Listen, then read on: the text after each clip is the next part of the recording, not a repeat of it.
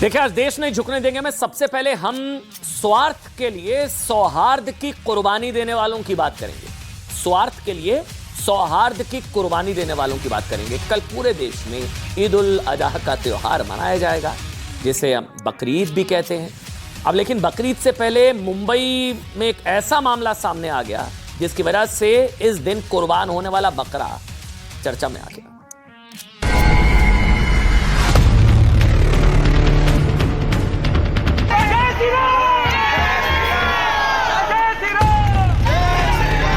बिना सबके अगेंस्ट जाकर, बिना पुलिस के परमिशन के, बिना बिल्डिंग के, सोसाइटी के परमिशन के, बाई लॉस को तोड़कर बिल्डिंग के अंदर बकरा लेकर आया गया है।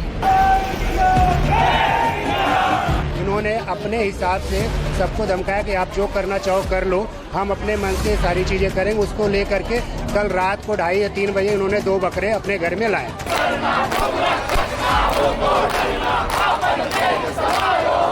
2-4 दिन से इनमें चुलबुली चल रही थी कि कुछ कर रहे हैं बड़ा, और ये ऐसे बहुत सारे लोग नहीं है, इनमें 4 लोग रहेंगे। ऐसे टाइम पे लाया गया है जब कोई था नहीं यहाँ पे। आई थिंक रात की बात है, ये रात की बात है। सिक्योरिटी ने रोकने की कोशिश की है, सिक्योरिटी को धक्का देके और वो चले गए हैं। मोलेस्टेशन के सर कौन कौन से सेक्शन लिए सर आप लोगों ने? उसमें 354 और राइटिंग।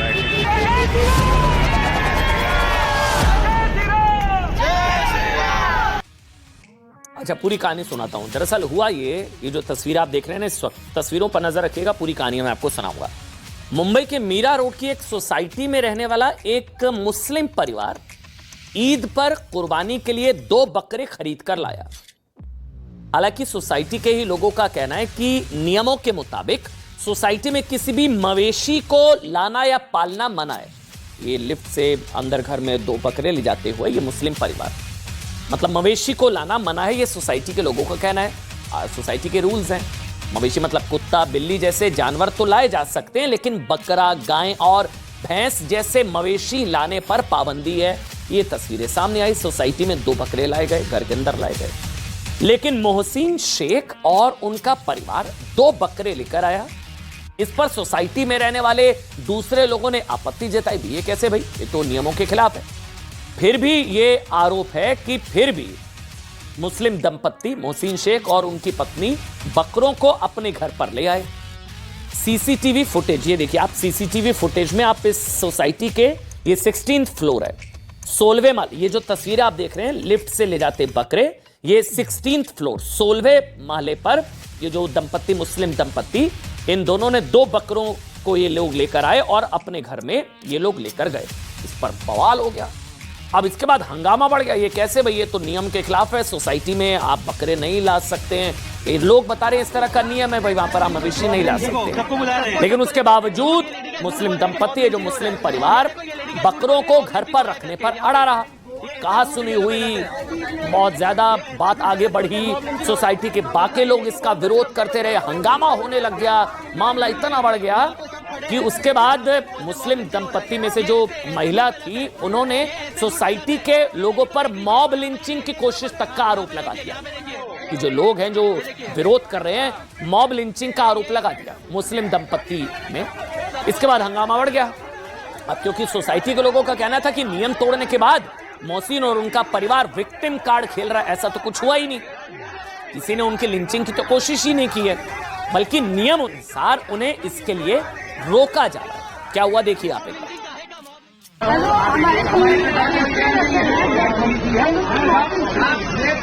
मॉब लिंचिंग हो, सबको बुला रहे हैं, सबको देखो, झूठ, ये लेडी क्या झूठ बोल रही है कि मॉब लिंचिंग हो रहा है। ये देखो, ये लेडी क्या झूठ बोल रही है मॉब लिंचिंग हो रहा है करके। यहाँ पे ये ऐसा झूठ ये लोग फैलाते हैं, ये ऐसा झूठ फैलाते, बोलते हैं मॉब लिंचिंग हो रहा है। ये लेडी फोन करके सबसे बोलते हैं मॉब लिंचिंग हो रहा है करके। ये देखिए यहाँ पे सब खड़े हैं, यहाँ पे बोलते हैं मॉब लिंचिंग हो रहा है। ये ऐसे झूठ फैलाते हैं, ये ऐसे झूठ फैलाते हैं। ये लेडी को देख लीजिए, यहाँ पे देखिए, हाँ यहाँ पे देखिए, यहाँ पे देखिए, ये देखिए, हाँ ये सबको देखिए।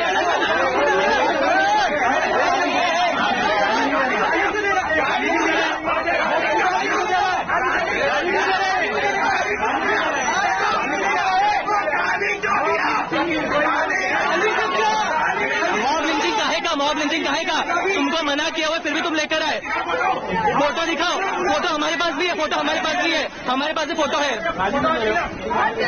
फोटो हमारे पास भी है, फोटो हमारे पास भी है, वीडियो सब ले रहे, वीडियो सब ले रहे, अभी सब वीडियो ले रहे।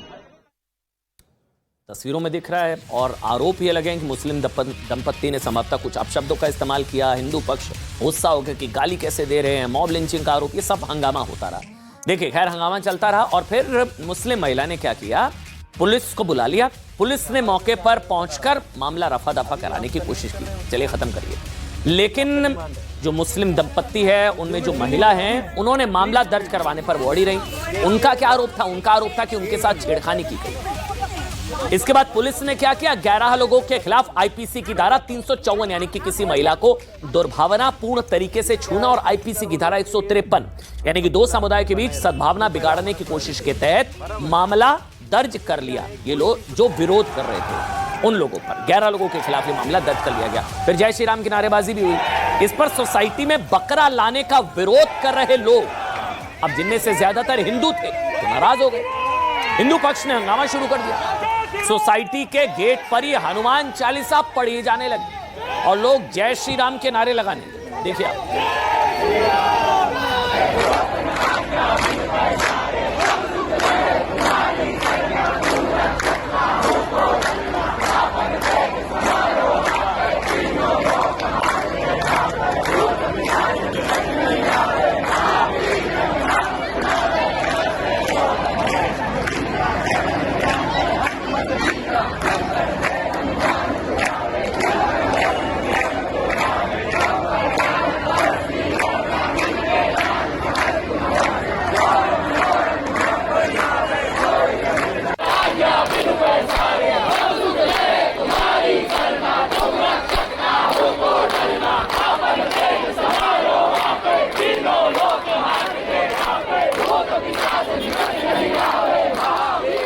आप सोचिए, बेजुबान पर इतना संग्राम, बेजुबान ही तो है बकरा, मतलब बेजुबान पर इतना संग्राम।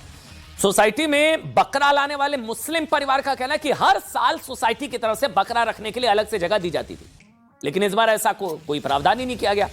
इसके बाद उन्होंने सोसाइटी को मेल लिखकर बकरा घर में लाने की इजाजत मांगी, जो इजाजत नहीं दी गई, परमिशन नहीं मिली। देखिए उसके बावजूद परमिशन नहीं दी गई, उसके बावजूद ये लोग बकरा लेकर आए, ये बात स्पष्ट है। हालांकि एक चीज हम स्पष्ट कर दे देखिए, पहली ये कि मुंबई हाईकोर्ट के 2021 के एक आदेश के मुताबिक जानवरों की कुर्बानी सिर्फ बूचड़खानों या स्थानीय म्यूनिसिपल कोऑपरेशन द्वारा निर्धारित जगहों पर ही दी जा सकती है। डेजिग्नेटेड जगह होती है जहां पर कुर्बानी, यानी कि रिहायशी इलाकों और सोसाइटीज में कुर्बानी देना अपराध है, नंबर 1। नंबर 2, हालांकि ये भी बात है जो परिवार कह रहा है, मोहसिन और उनका परिवार ये कह रहा है कि वो कुर्बानी देने का उनका इरादा सोसाइटी में नहीं था, वो तो सिर्फ बकरा लेकर आ रहे थे। लेकिन एक और चीज स्पष्ट कर दे, तीसरी बड़ी बात की सोसाइटी के बायलॉज को वायलेट करना, कानून को वायलेट करना होता है एक तरीके से।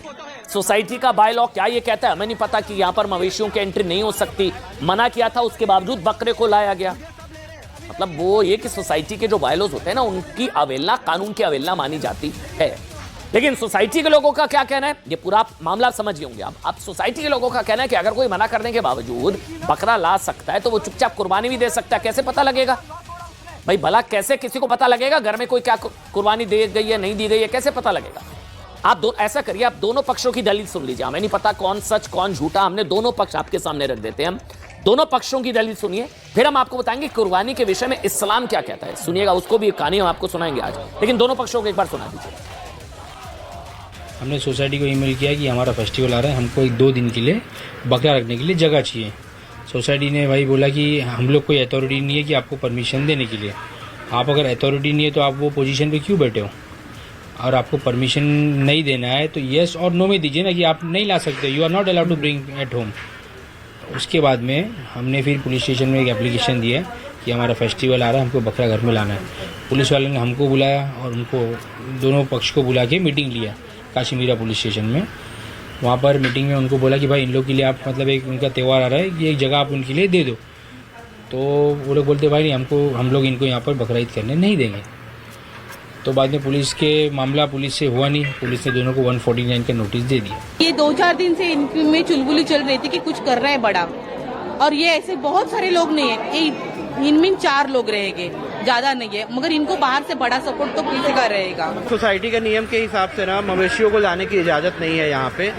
तो रात में एक सज्जन ने मवेशी को ले आया था बिना किसी अनुमति के, और उसके बाद में जब वापस शाम को वो यहाँ आए थे तो कुछ 4-5 मिनट वो यहाँ रुके हुए थे, रास्ता ब्लॉक था और सिक्योरिटी के साथ उनका कुछ चल रहा था। अब चूंकि वो हमारे रेसिडेंट ही हैं तो हम समझने के हिसाब से गए, और हमें पता भी था कि उन्होंने ही बकरा लाया है, तो हम ये लोग चेक करने गए थे कि भाई और बकरा तो नहीं आया है। ये वहाँ पर चेक चल रहा था, बट जब लोगों ने पूछा तो उसी समय वो थोड़े से हाइपर हो गए वो, और उन्होंने गाली गलौज कर शुरू कर दिया। इन्होंने अपने हिसाब से सबको धमकाया कि आप जो करना चाहो कर लो, हम अपने मन से सारी चीजें करेंगे। उसको लेकर के कल रात को 2:30 या 3 बजे इन्होंने 2 बकरे अपने घर में लाए।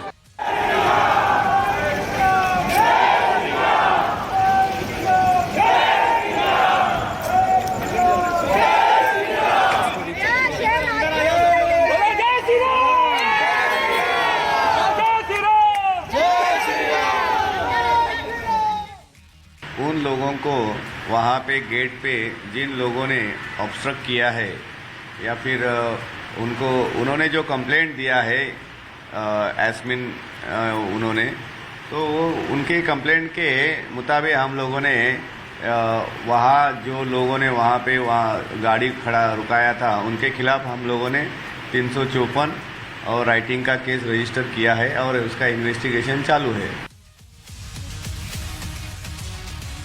अब देखिए, दोनों पक्षों में एक बात कॉमन है इस चीज को जो अब कंफर्म नजर आ रही है कि परमिशन तो नहीं थी। मुस्लिम पक्ष भी कह रहा है कि हमने परमिशन मांगी, नहीं मिली। ये दूसरा पक्ष हिंदू पक्ष भी कह रहा है कि परमिशन नहीं थी, तो परमिशन तो नहीं थी, ये तो क्लियर है। दोनों पक्ष एक बात कॉमन कह रहे हैं, परमिशन नहीं थी, बकरा लाने की परमिशन तो नहीं दी थी, उसके बावजूद लाए गए, ये बात क्लियर है। हालांकि वो कह रहे हैं कि ना लाने के लिए भी नहीं कहा था, लेकिन जब परमिशन नहीं दी थी तो फिर इसका मतलब यही होता ना, नहीं लाना बकरा।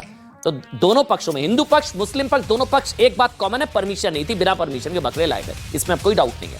वैसे मुंबई में जिस सोसाइटी में जो पूरा हुआ ना प्रकरण में बकरे और कुर्बानी को लेकर ये पूरा जो हंगामा हुआ, वो बहुत ही एक आलीशान सोसाइटी है जहां लाखों करोड़ों रुपए के घर है। आप कह सकते हैं कि सोसाइटी में ज्यादातर संभ्रांत और पढ़े लिखे लोग रहते होंगे, लेकिन फिर भी सोचिए ना, सोसाइटी ऐसे हंगामे की गवाह बनी। बकरा और कुर्बानी को लेकर हिंदू मुसलमान वहां पर सबके अपने अपने पक्ष हैं। अब कुछ लोग कहने लगे कि ये भाई हिंदुओं की भावनाओं से खिलवाड़ है, हिंदू पक्ष कह रहा है। अब कुछ लोग ये कहने लगे कि ये मुसलमानों से उनके अधिकार छीने जा रहे हैं। अब सोसाइटी के रूल्स होते हैं भाई, अब बकरा नहीं ले जा सकते तो अलाउड नहीं है सोसाइटी में, लेकिन चलिए एक पक्ष है कि ये मुसलमानों से उनका अधिकार छीना जा रहा है। कुछ लोग आगे भड़काने वाले, कुछ लोग कहने लगे कि भारत में सबको कहीं भी रहने की आज़ादी है और एक मोहल्ले या सोसाइटी में किसी भी धर्म के लोग रह सकते हैं। ऐसे में सबको सहिष्णुता अपनानी चाहिए। देखिए, टॉलरेंट होना जरूरी है, इसको इतना फ्लेयर अप करके कम्युनल बनाने की जरूरत नहीं है। लेकिन सवाल ये भी कि क्या वाकई ऐसा है, मतलब क्या वाकई में हिंदू, इस फैक्ट को सुनिएगा जो अब बताने जा रहा हूं, क्या वाकई भारत में हिंदू और मुसलमान एक दूसरे को अपना पड़ोसी बिना किसी झिझक के बना लेते हैं? मतलब ये सवाल आप अपने आप से पूछिए, क्या कोई रिजर्वेशन होती है आपके जहन में कि आपके पड़ोस में आपका पड़ोसी दूसरे धर्म का हो? आप कहेंगे नहीं, बिल्कुल नहीं होती। चलिए मैं आपको आंकड़े बताता हूं। फिर पीयू रिसर्च सेंटर ने 2021 में ना इस संदर्भ में एक रिपोर्ट जारी करी थी। 232 पन्नों की यह रिपोर्ट भारत के 30,000 लोगों के बीच सर्वे करके बनाई गई थी। इसमें एक सवाल था जो इन लोगों से पूछा गया था कि क्या वो दूसरे धर्म के लोगों को अपने पड़ोस में बसते देखना चाहते हैं? आंकड़े आपको हैरान कर देंगे।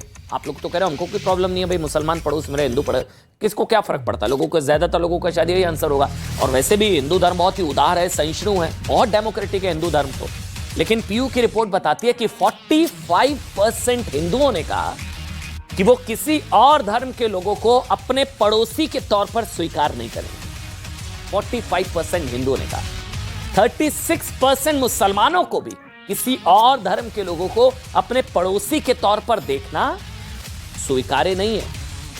ईसाइयों में ऐसा मानने वालों की संख्या 29% है, जो 41% सिख इस बात से सहज नहीं है कि कोई दूसरे धर्म का व्यक्ति उनका पड़ोसी बने। अब ये आंकड़ा देखने में ना आपको ये लग रहा होगा कि भाई कि हिंदू सबसे ज्यादा इनटॉलरेंट हो गया, असहनशील हो गया ना, सबसे ज्यादा परसेंटेज 45% हिंदू नहीं चाहते उनका पड़ोसी दूसरे धर्म का हो।